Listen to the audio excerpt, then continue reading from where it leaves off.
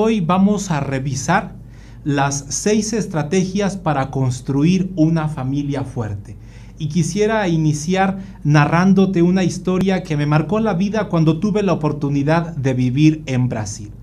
Un día se narra que llegó un científico a pasar unas vacaciones en el Amazonas y entonces un día contrata a un lanchero para que lo lleve a dar un viaje a través de los ríos y le va preguntando en el camino: señor lanchero, ¿usted sabe si los peces que están aquí abajo tienen alguna propiedad nutrimental que pudiéramos hacer un alimento y llevarlo a las zonas pobres de Brasil?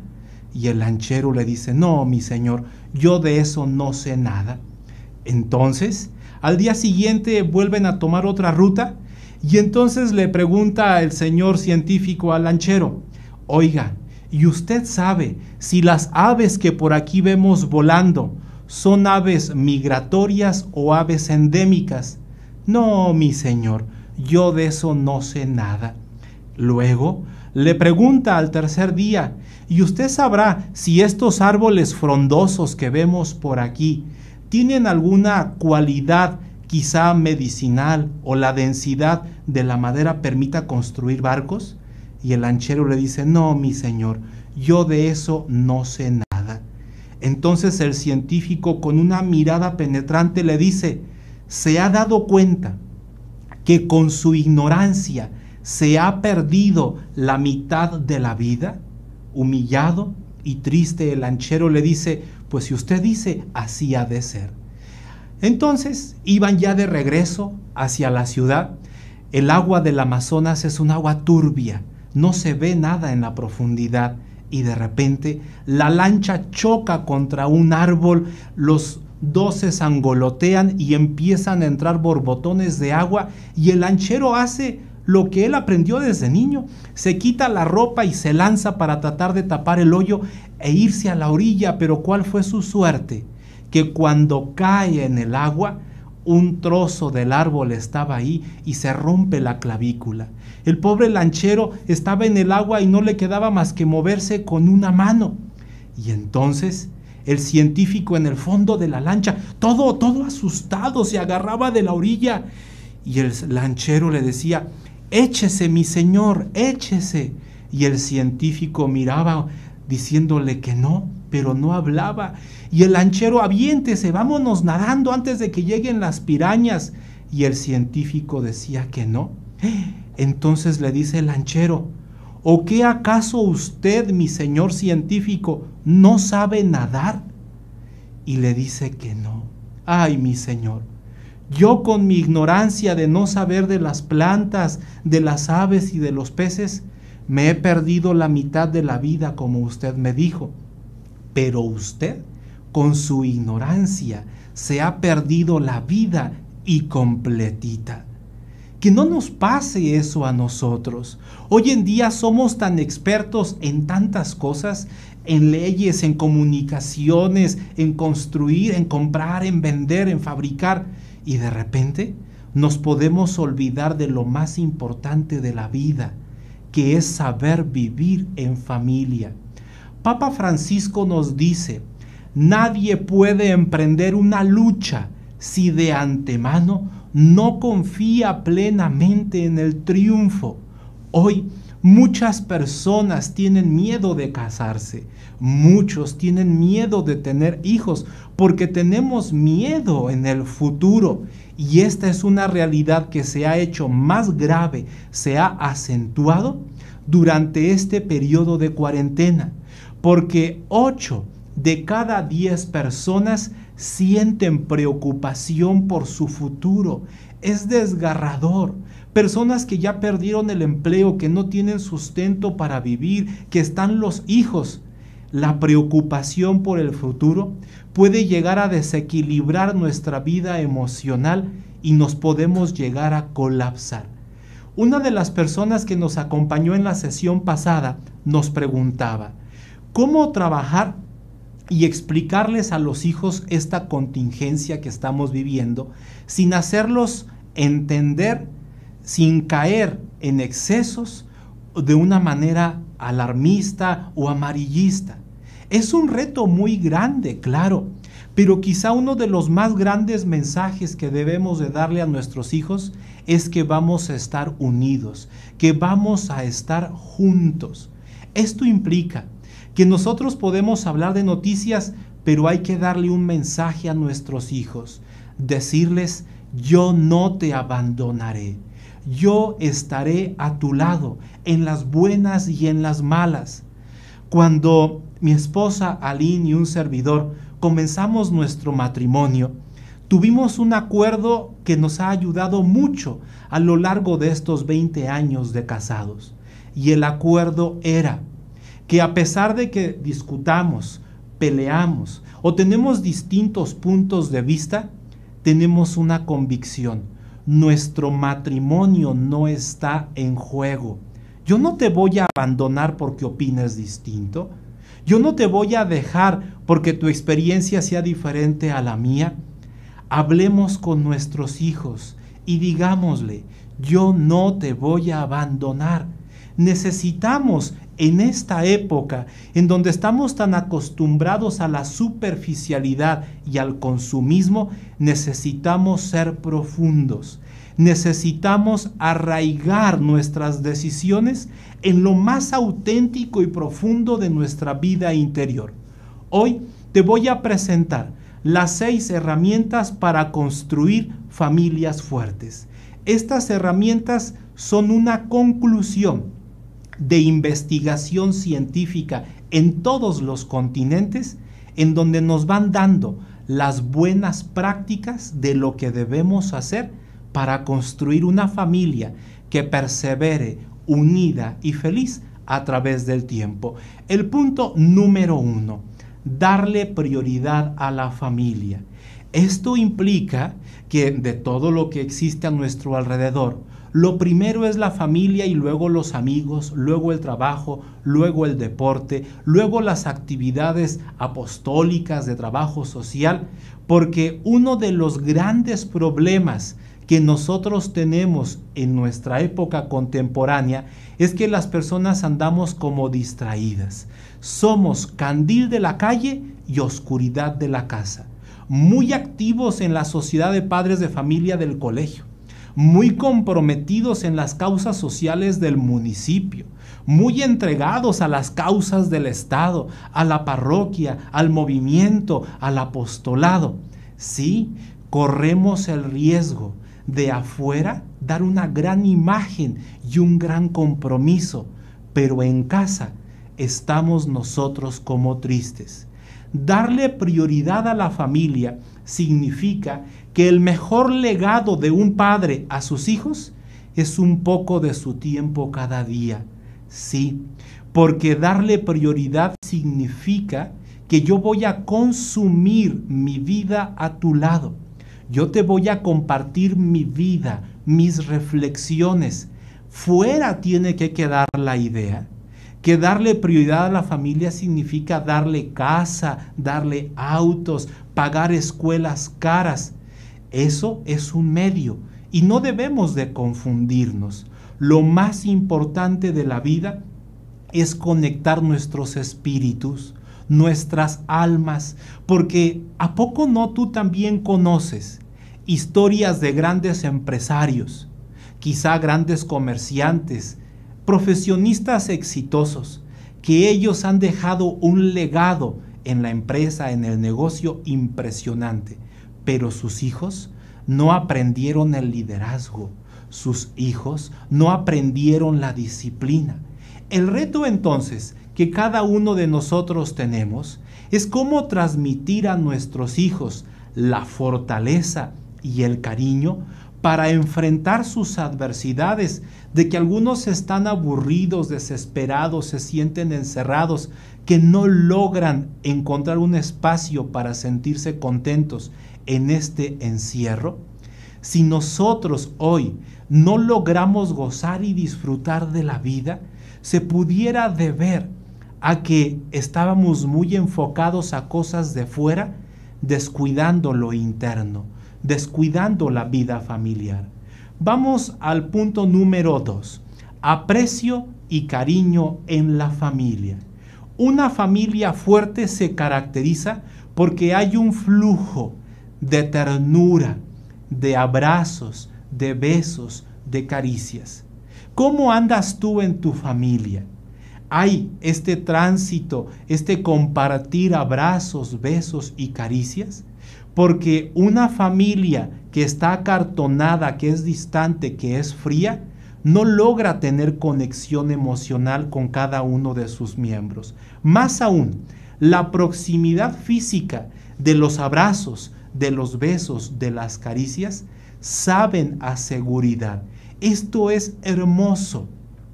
Hay investigación que sustenta cómo en el reino animal, aquellos que son mamíferos, la mamá trata a las crías con cariño, con ternura, con proximidad, y varias semanas, meses e inclusive años, la cría está al lado de la mamá, porque de esta manera está protegida de los distintos riesgos que hay en su entorno.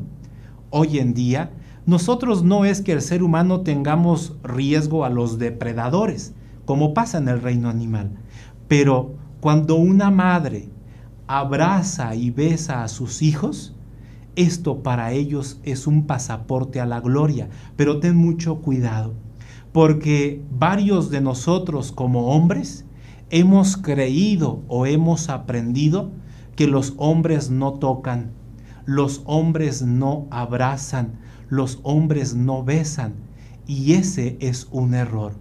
Los niños varones necesitan sentir el amor de mamá y de papá. Y las hijas mujeres necesitan sentir el amor de mamá y de papá.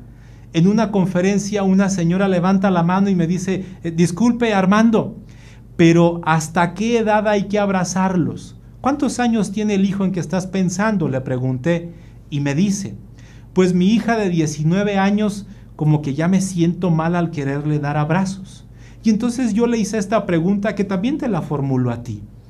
Si tú ya tienes 50, 60 o tienes más años, ¿te gustaría recibir un abrazo de esa persona que para ti es importante y significativa? Puede ser que aún conserves con vida a tu mamá, o que tengas a una hermana o un hermano que hace muchísimo tiempo que no lo ves. Es que en realidad los lazos emocionales nos hacen fuertes, inclusive en medio de la enfermedad. Cuando el ser querido me abraza, me visita, me toca, es un consuelo para el alma.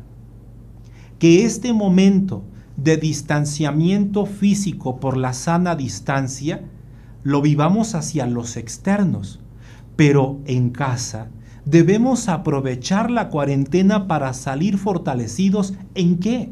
En que seamos una familia más cálida, una familia de mayor proximidad. Y mira, aunque pudiera parecernos que es algo tan sencillo y que todo mundo lo hace, yo te quiero compartir que no es verdad. El grueso de las familias nos hemos ido distanciando. Inclusive, hay personas que se pueden llegar a formular la pregunta, ¿hasta qué punto se puede considerar normal que un adolescente se aísle de su familia? Es que dar espacio para la individualidad es necesario. Unos más que otros necesitan tiempo para estar consigo mismos, para pensar, para reflexionar, para meditar. Pero ojo, una cosa es tener un tiempo de soledad para el encuentro consigo mismo y otra cosa es aislarse. Si su hijo se está aislando, si su nieto se está aislando con un dispositivo electrónico en la mano, eso no es normal. Porque llega el domingo y usted prepara tantas cosas ricas para comer, esperando tener un encuentro familiar porque van a llegar todos a estar en su casa. Y al final usted se pregunta, ¿y con quiénes de ellos hubo una conexión? ¿Con quién tuve un diálogo profundo?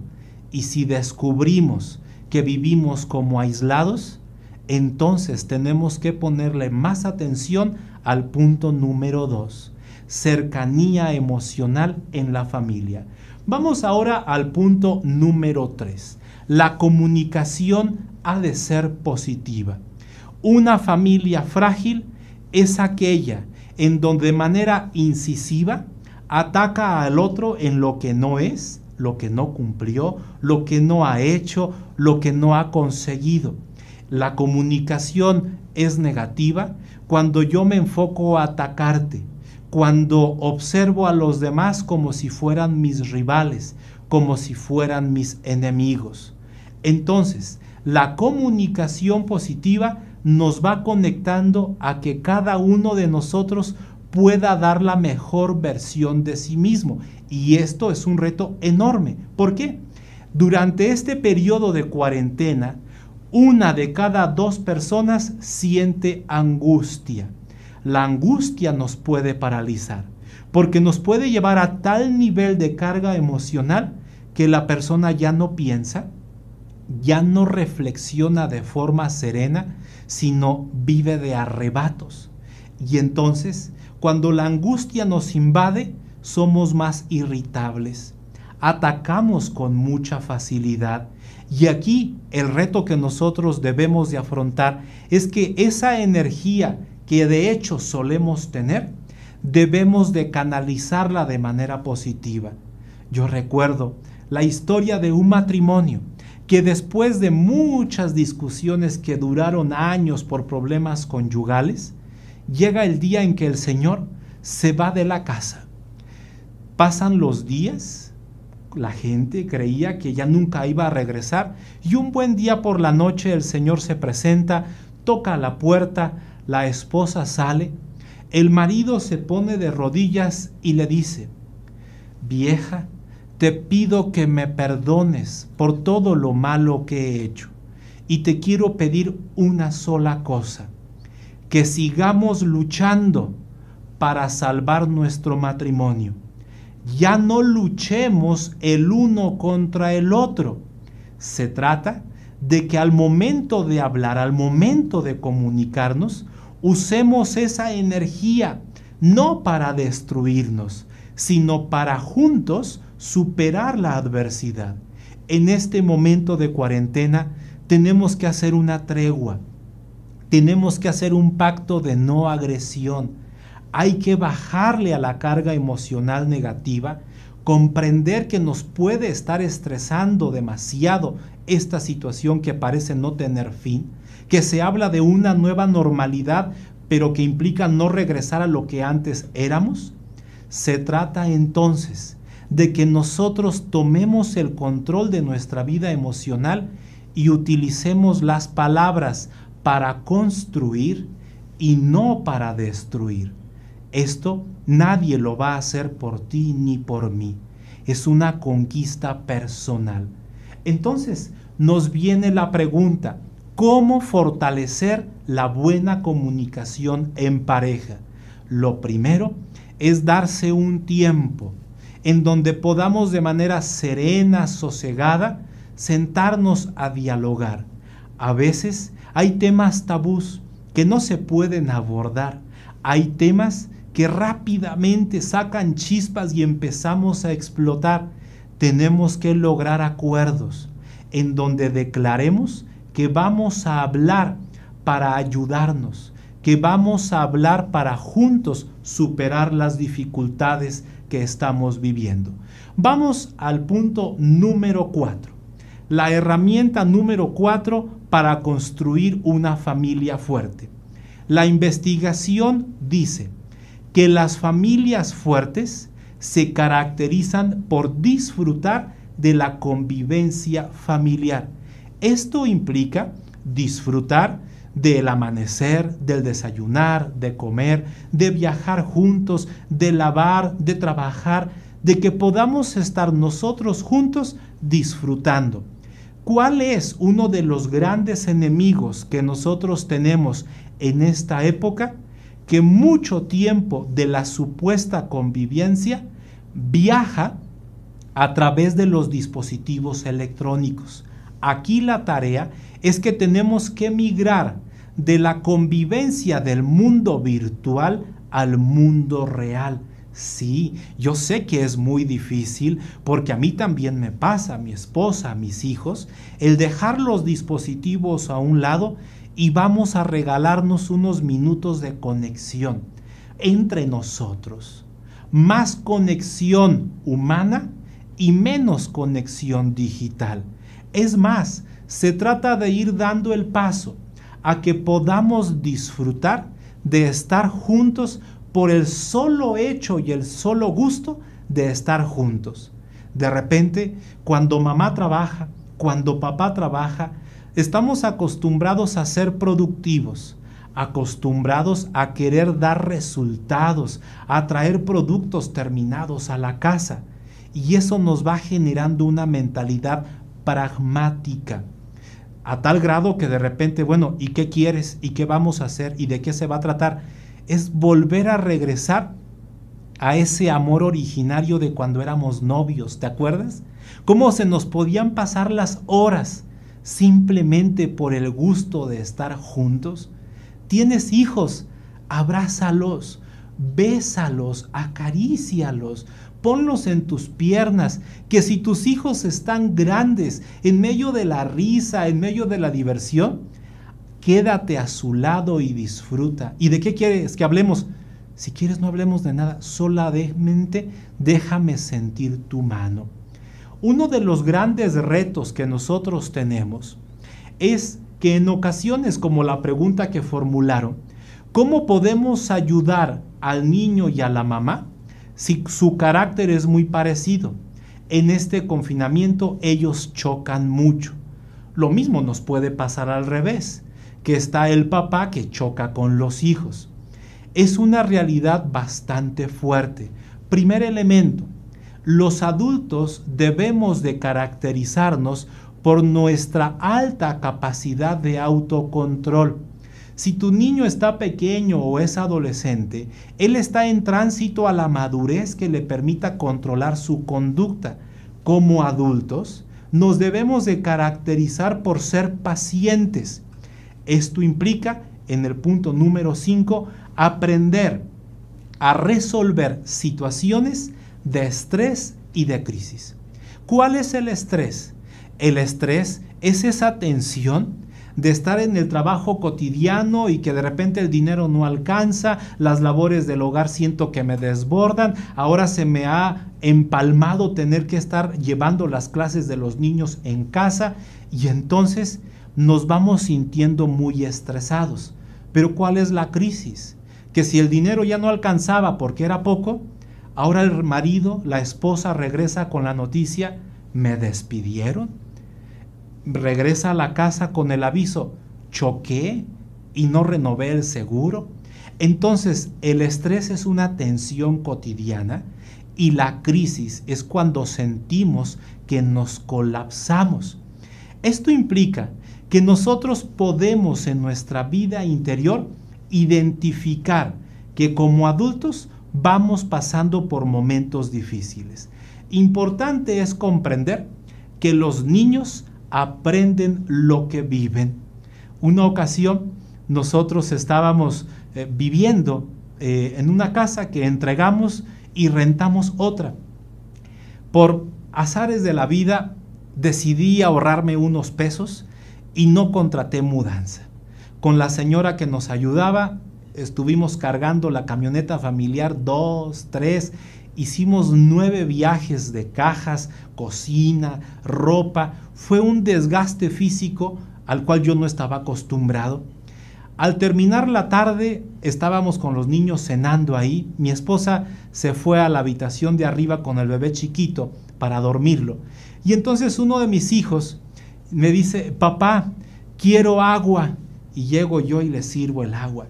Y me dice, no, en ese vaso no, quiero el azul. Ahí voy yo llenándome de paciencia por el vaso azul. Le llevo un vaso azul. No, ese no, el otro. Yo ya me estaba desesperando. Me voy y agarro todos los vasos azules y se los pongo y elige el que quieras. Agarro uno. Entonces yo agarro la jarra del agua y le sirvo y me dice, es mucha. la regreso a la jarra, le sirvo poquita, es muy poca. Y entonces le dijo, a ver, enfócate al vaso, que te le voy a poner lo que tú quieras. Y entonces le empecé a llenar el vaso, mi hijo se distrae y de repente para cuando voltea me grita, ¡ya te pasaste! Y yo termino por explotar y le digo, tómate el agua por la cabeza, y agarro la jarra y se la vacié en la cabeza al niño. Mis hijos, los grandes, estaban viendo toda esa escena. Les digo a mis grandes, ¿y ustedes se me pelan porque también tengo para ustedes? El chiquillo y se va, llore y llore y llore. Se van todos, yo me quedo recogiendo la cocina. De repente regreso a la habitación y mi esposa me ve entrar y me dice, bravo, bravo, mi papá, qué bien lo ha hecho todo.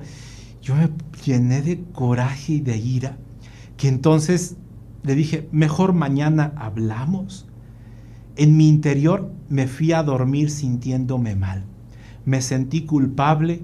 A la mañana siguiente llamé a todos los hijos, los puse sobre la cama, de frente a mí, a mi hijo Andrés, me puse de rodillas y le dije, perdóname, perdóname porque me desmedí, perdóname porque me excedí, me equivoqué.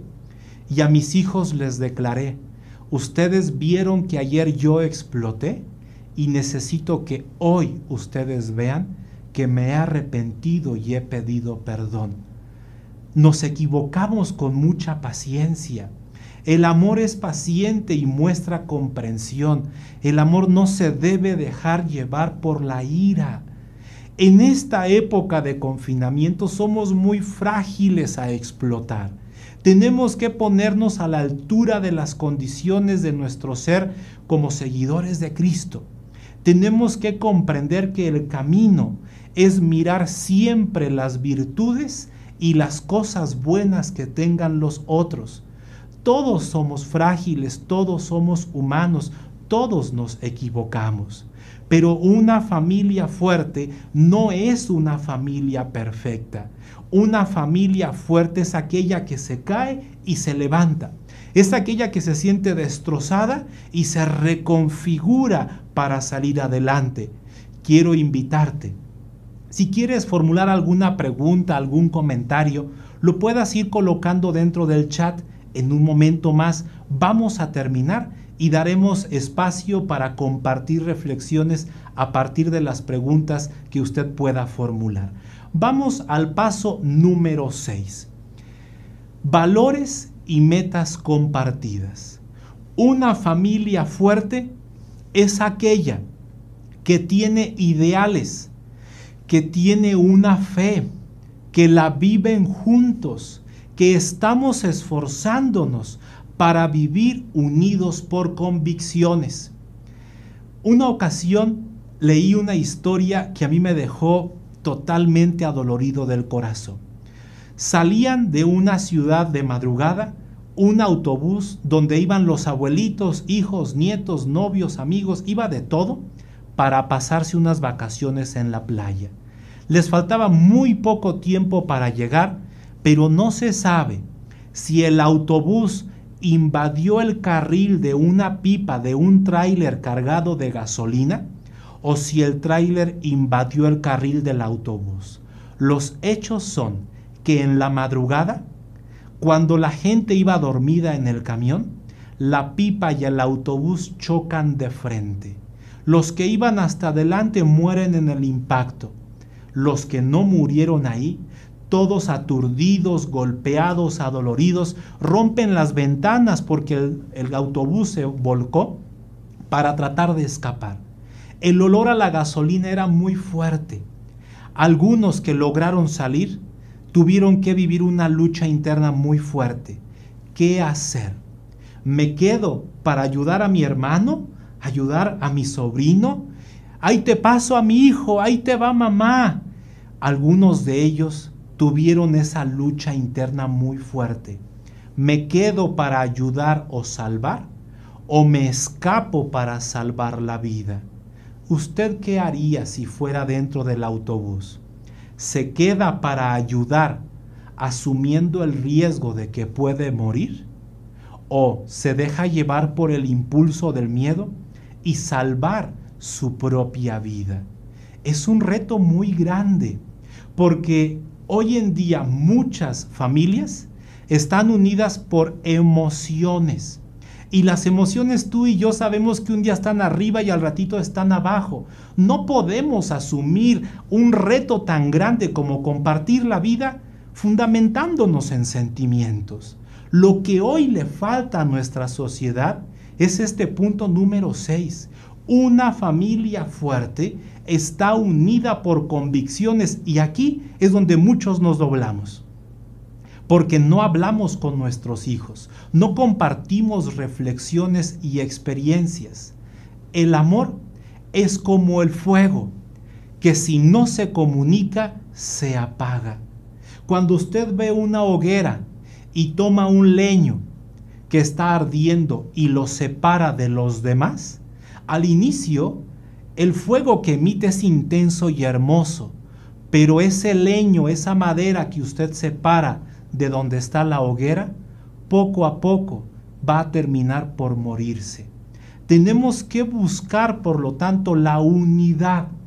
Y aquí cada uno de nosotros enfrentamos grandes retos, como por ejemplo esta pregunta: ¿cómo cambiar patrones muy antiguos que a veces podemos ser conscientes, pero en días no? Por ejemplo, la ira, el miedo o la soledad. Cada uno de nosotros tiene en nuestro haber histórico, en nuestra persona, muchos hábitos. Y esos hábitos nos van domando, nos van conquistando, y llega el momento en el cual ya ni nos los planteamos. Una de las grandes oportunidades que nos regala esta cuarentena es que ha llegado a romper con casi muchas de las cosas establecidas en nuestra vida familiar. El confinamiento nos brinda la oportunidad para ser esa mujer nueva, ese hombre nuevo que nosotros anhelamos ser. ¿Cómo cambiar los patrones antiguos? El primer elemento es tomar conciencia. Anótalo, escribe, define en términos positivos qué es lo que sí quieres hacer. No te propongas lograr la meta de 0 a 100 en 2 días. Empecemos de 0 a llegar a 5, a 8, a 10. Vayamos dando pasos pequeños, como por ejemplo, usted que quisiera tener un diálogo más fluido con su pareja o con sus hijos, no empiece hablando de ese tema que usted ya sabe que es muy complejo. Hablar del suegro, hablar de la suegra, hablar de las vacaciones, hablar de las deudas. Hay temas que sacan chispas. No empiece por ahí. Hay que comenzar hablando de los intereses de la otra persona, lo que le gustaría hacer, y así poco a poco conectarnos a un diálogo sereno. La tarea que hemos dejado la semana pasada de Construyendo Familias Fuertes, la sesión 1, estuvo enfocada a ese objetivo, que usted pueda tener un diálogo sereno con sus familiares. Desde esta perspectiva, Corintios nos dice: el amor perdura a pesar de todo, lo espera todo y lo soporta todo. Esto implica que llevando esta convicción en nuestro corazón, la sexta herramienta de Construyendo Familias Fuertes es que podamos tener principios y valores, que tengamos metas comunes. Por ello, es que debemos llevar a los niños chiquitos desde corta edad a nuestro momento religioso, porque si lo postergamos para cuando sean adolescentes, puede ser tarde. Por favor, las preguntas que ustedes quisieran formular, comentarios, es tiempo que lo vayan colocando por allá. Presentamos ahora aquí en pantalla el resumen de las 6 herramientas para construir familias fuertes. Darle prioridad a la familia, aprecio y cariño, comunicación positiva. En este punto hago una pausa. Este próximo jueves 21 a las 9 de la noche vamos a tener un conversatorio, vamos a tener una charla con un grupo de matrimonios en Cristo desde Costa Rica. A las 9 de la noche vamos a hablar de un tema muy interesante. 7 estrategias para fortalecer la comunicación en la pareja. El punto número 4, disfrutar la convivencia, resolver situaciones de estrés y de crisis, valores y metas compartidas. ¿Qué vamos a ver en la próxima sesión? Vamos a revisar las fortalezas y debilidades de nuestras familias a la luz de una investigación de campo que hemos realizado, y también vamos a revisar el punto de qué es lo que más influye para llegar al divorcio en nuestra sociedad. Le invito a que al terminar la sesión pueda usted realizar una evaluación. Ahí hay un link en donde en el texto de la transmisión usted le da clic y nos conectamos para ir a esta fase de evaluar. Por aquí me van a pasar el celular para que podamos ver preguntas que ustedes han formulado. Agradecemos muchísimo a todas las personas de tantos lugares, de Celaya, Ecatepec, Coahuila, de Mérida, Colombia, Iztapa, Morelia, de Mérida, de Barranquilla, tantísimos lugares, de León, de Zamora, de Querétaro, de Juventino Rosas. Vamos a una pregunta. ¿Qué pasa cuando la regué hace mucho tiempo y nunca he pedido perdón? La mejor forma de ayudar a que una herida cicatrice es pidiendo perdón. Se vale pedir perdón por la falta originalmente cometida, pero también se vale pedir perdón por no haberlo pedido oportunamente. También es importante que uno pueda explicar cuál fue mi proceso mental, qué sentí, qué pensé. Si usted lo pudiera escribir, porque cuando vamos a abordar un tema que es delicado, de repente las ideas se nos colapsan y dejan de fluir las palabras. Por lo tanto, escriba usted en una hoja y pídale a la persona afectada un tiempecito y dígale: mira, lo que te quiero decir lo voy a leer. Al terminar de leer, damos espacio a un diálogo espontáneo. Porque cuando nosotros hemos dejado para después afrontar un tema difícil, nuestras emociones nos llegan como a traicionar y queríamos ir a pedir perdón y nomás empezamos a hablar, vemos cómo el otro nos echa esas miradas desafiantes y nos olvidamos del objetivo de pedir perdón y lo que empezamos es a atacar y a criticar al otro y echarle la culpa y uno dice, es que eso no es lo que yo quería. Por lo tanto, conviene escribirlo. Número 2. ¿Cómo ayudar a los que no se dejan ayudar? Esta es una pregunta recurrente. Tuve la oportunidad de leer todas las preguntas que formularon en Facebook, en YouTube, y les comento. A partir de esta semana vamos a grabar videos cortos dando respuesta a las preguntas que ustedes formulan, pero que no alcanzamos a responder en esta transmisión en vivo. Por lo tanto, te invito a que estés revisando, le pongas campanita, le des suscribir en el YouTube, le pongas a la campanita para que te avise cuando publiquemos video. E igualmente en Facebook vamos a estar publicando todos los días videos cortos que den respuestas a las preguntas. ¿Cómo ayudar a los que no se dejan ayudar? Te presento 3 medios. El primero de ellos, ese depende totalmente de mi vida interior. Voy a orar por mis seres queridos que no se dejan ayudar. Quizá para mí pareciera algo imposible, pero para Dios no hay nada imposible. Habré de pedir a Dios que le dé la gracia de mayor sabiduría, flexibilidad, empatía. Pedir a Dios gracias espirituales para que la otra persona ablande su corazón. Segundo medio, si el otro no puede cambiar porque le resulta difícil emocionalmente hablando, entonces cambia tú. Sí, muchas personas Estamos esperando a que el otro cambie para yo cambiar. Y como el otro no cambia, pues entonces yo no cambio. Y yo digo que él es el que no quiere cambiar. Entonces rompamos ese ciclo. Aquellas personas que deciden cambiar su forma de hablar, la forma de tratar, la manera de dialogar, el cómo saludo, el cómo despido, el cómo voy dejando fluir una actitud agresiva a una positiva, si yo cambio, todo mi sistema familiar va a cambiar. Tercer medio, busca establecer alianzas. Quizá ese hijo, el mayor que tanto te cuesta trabajo, a ti ya no te escucha como papá, pero a mamá sí la escucha. Entonces que la mamá sirva de una alianza para lograr una mayor cercanía. De repente, ¿es con mi papá o es con uno de mis hermanos el problema?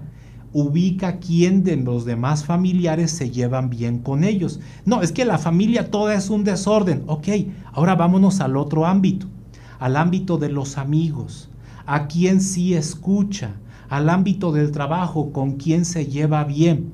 Se trata de ser estratégicos en nuestra forma de proceder.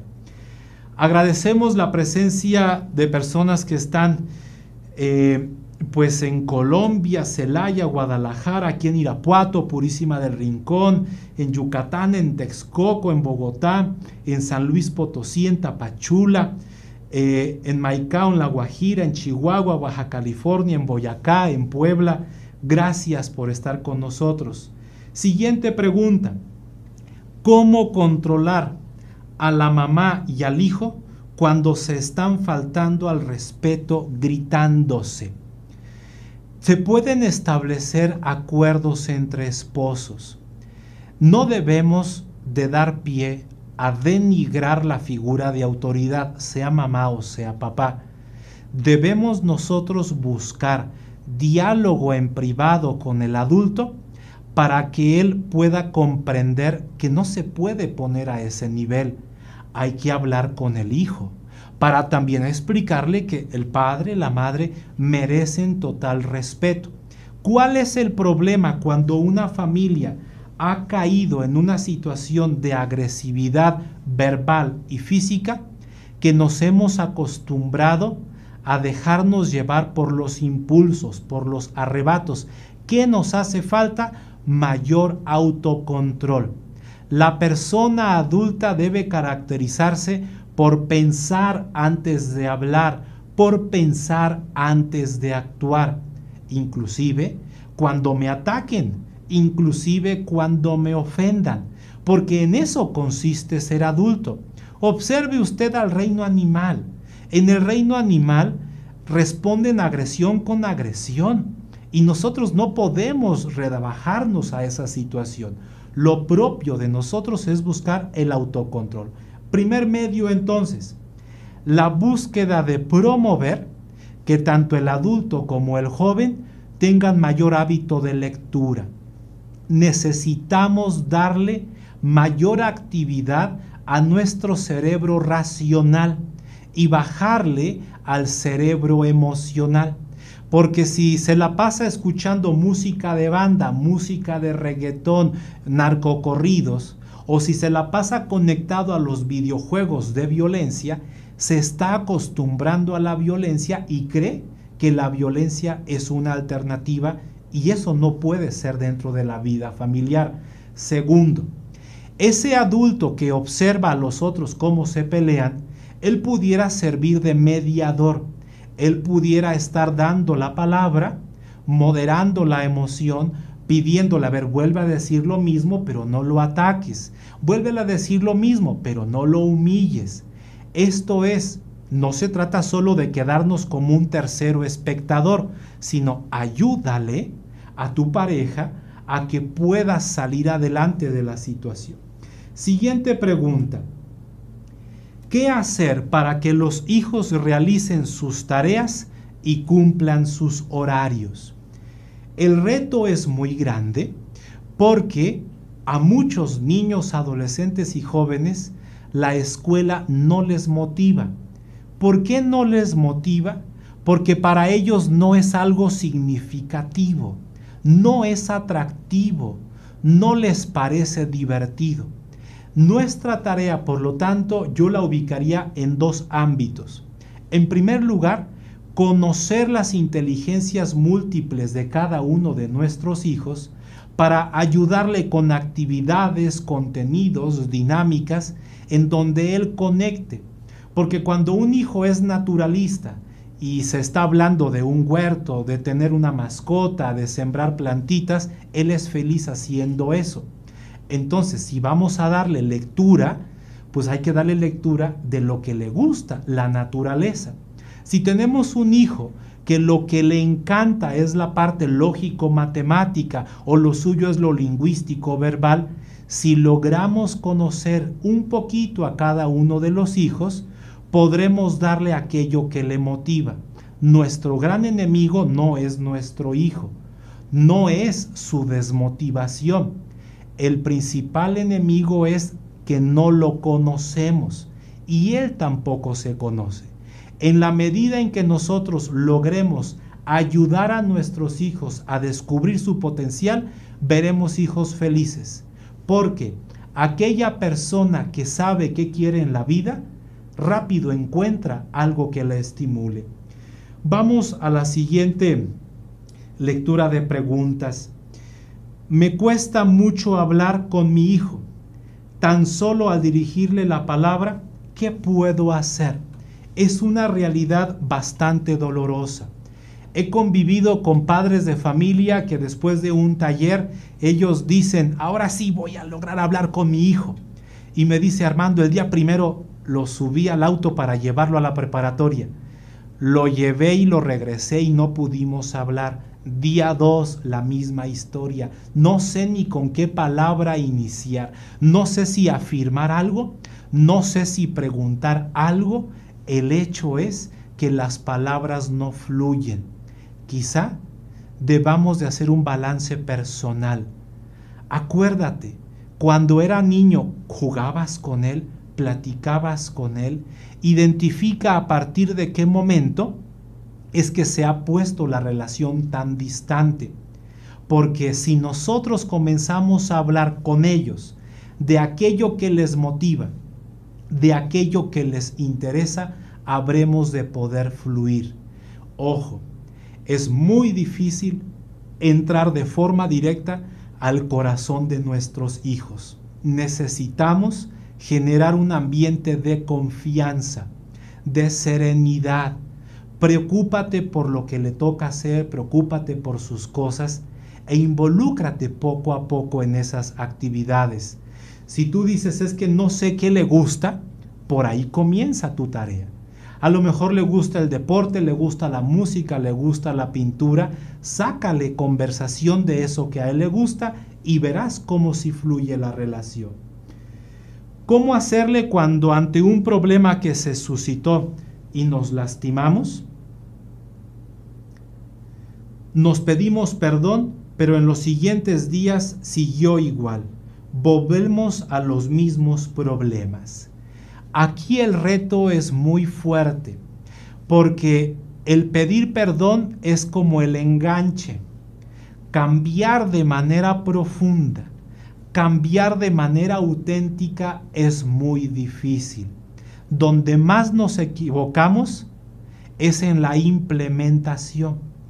Para no volver a caer en la misma situación que nos sentimos como atascados, necesitamos establecer un acuerdo. ¿Qué vamos a hacer si volvemos a caer? Te pongo un ejemplo. Marido y mujer comienzan a hablar y lo primero que hacen es atacarse. Ella ataca, él guarda silencio, ella sigue ataque. Él trata de llevarse la fiesta en paz, pero de repente ya le llegaron al límite y él empieza a atacar. Cuando él empieza a atacar, se exaspera. Y entonces ella le dice, ya ves, no permites que te diga nada, no permites que te cuestione. Y entonces los dos se suben al ring y se comienzan a atacar. ¿Qué debemos hacer? Puede ser que ella tome la palabra, puede ser que el Señor tome la palabra. Es decirle al otro, podrías volverme a decir lo mismo, pero ahora sin atacar. O por ejemplo, hay familias en donde el principal problema es que alguno de los integrantes es muy dominante. Agarra la palabra y se queda con el monopolio del discurso. Dice que les va a dar la palabra a los otros y no sucede. Entonces podemos tomar una estrategia de, por ejemplo, tomar un salero, tomar una pluma y marcar límites de tiempo. 5 minutos hablas tú, me regalas el salero, me toca mi turno, yo hablo 5 minutos. El gran reto es la implementación. ¿Qué vamos a hacer cuando nuestro hijo vuelve a dejar el tiradero en su cuarto? Cuando vuelve a dejar todos sus útiles escolares regados, ¿vamos a volver a explotar? ¿Vamos a volver a regañar? Debemos poner acciones de implementación. Definir que al terminar la actividad, 5 minutos para recoger. Cada uno de los hijos vayan y guarden 20 cosas. Y ellos ya tienen un objetivo concreto. Voy por 20 elementos. ¿Cómo hacerle para aumentar nuestro compromiso en los propósitos fijados? Cuando alguien tiene un motivo por el cual cambiar, es muy probable que se comprometa. A veces los padres de familia nos equivocamos porque pseudodialogamos con los hijos, imponemos las decisiones, pero ellos no logran sentirse involucrados con la decisión. Esto implica que no estamos logrando que ellos conecten con lo que realmente quieren en la vida. Nos acercamos ya a la recta final. Nos preguntan, y bueno, mandamos otros mensajes rápidamente a la diócesis de Piedras Negras, a Mazatlán, a San José del Cabo, a Torreón, a Tarímbaro, a Empalme, Escobedo, a La Placita, a Cancún, a Tuxtla Gutiérrez, a Estados Unidos, a Ciudad Constitución, a Basolo, a Chicago, a Salamanca, Hermosillo, a Houston, Aguascalientes, La Piedad, San Miguel de Allende, San José de Iturbide, tantos lugares que llevo en mi corazón y les agradezco que nos estén acompañando. Si Dios nos lo permite, la próxima semana nos volveremos a conectar con el objetivo de conocer cómo son las fortalezas y las debilidades de la familia mexicana y segundo, cuáles son los principales indicadores que tenemos que observar para separarnos, para aislarnos de un posible divorcio. Les invito a que por favor le den me gusta, si así fuera, a esta transmisión, compartirlo con sus amigos, con sus familiares, invítalos, porque tal vez algunas de las ideas que nosotros estamos compartiendo por aquí puedan serles de utilidad para transformar su vida. Quiero invitarte a que nos despidamos a través de este soneto titulado Si para recobrar lo recobrado. Si te lo sabes, acompáñame. Si quisieras ponerte de pie, ponte de pie, porque es una forma tan hermosa y bella de expresar la nobleza de lo que hay en el alma, en el corazón del ser humano. Si para recobrar lo recobrado debí perder primero lo perdido, si para conseguir lo conseguido tuve que soportar lo soportado, si para estar ahora enamorado fue menester haber estado herido, tengo por bien sufrido lo sufrido, tengo por bien llorado lo llorado, porque después de todo he comprobado que no se goza bien de lo gozado, sino después de haberlo padecido, porque después de todo he comprendido, por lo que el árbol tiene de florido, vive de lo que tiene sepultado. Es el camino de la vida. Las adversidades nos hacen fuertes. Agradezco de todo corazón tu presencia en esta transmisión. Agradezco a cada uno de mis hijos, a Lucía, a Pablo, a José, que están aquí en todo el trabajo técnico para hacer realidad esta transmisión. A Carolina Barreto, a William Saucedo, Por favor, gracias también porque ellos nos están acercando a tantísimas personas en Colombia a través de EduRed y Learning Home. Gracias a todas las diócesis, escuelas, líderes por todo el país. Gracias por el apoyo, gracias por confiar en el trabajo que estamos realizando de llevar un poquito de consuelo y de formación a las familias en este momento de cuarentena. Gracias, que Dios los bendiga a todos y nos vemos la próxima semana.